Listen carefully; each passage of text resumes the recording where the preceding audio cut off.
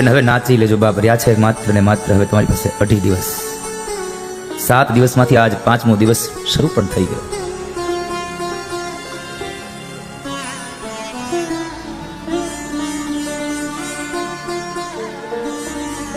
દરેક જગ્યાએ મારો હરિ છે સાહેબ, હરિ વ્યાપક સર્વત્ર સમાના, પ્રેમ તે પ્રગટ હોઈ મેં જાના.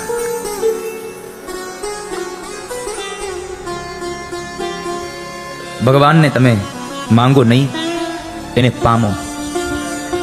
પરમાત્માને માગવાથી પરમાત્મા નહીં મળે, પરમાત્માને પામવો પડશે તમારે. તમારી ભક્તિ દ્વારા ભક્તિનું ભાતું એટલું બાંધો.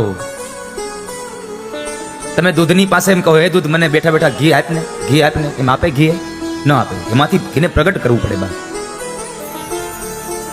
દૂધમાં જ ઘી સમાયેલું છે, દેખાતું નથી, દેખાતું નથી પણ છતાં છે.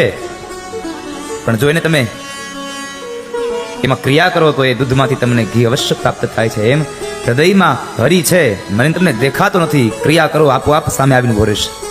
માટે હરિને પામો. અને પરમાત્માને પામવાની ચીજ છે, એ થોડો માગવાથી મળી જાય. ખાવ સસ્તો થોડો છે, મફતનું થોડું મળી જાય.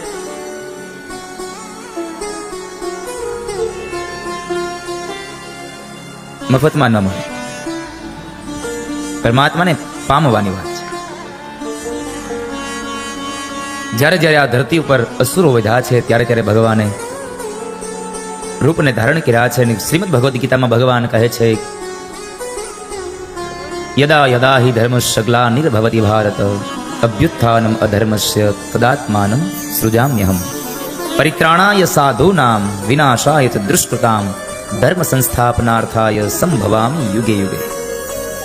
ભગવાન કહે છે, જ્યારે જ્યારે આ ધરતી ઉપર ધર્મનો નાશ થતો હશે ને અધર્મનું પ્રસ્થાપન થતું હશે, ત્યારે ત્યારે હું અધર્મનો નાશ કરવા અને ધર્મનું સંસ્થાપન કરવા આવીશ.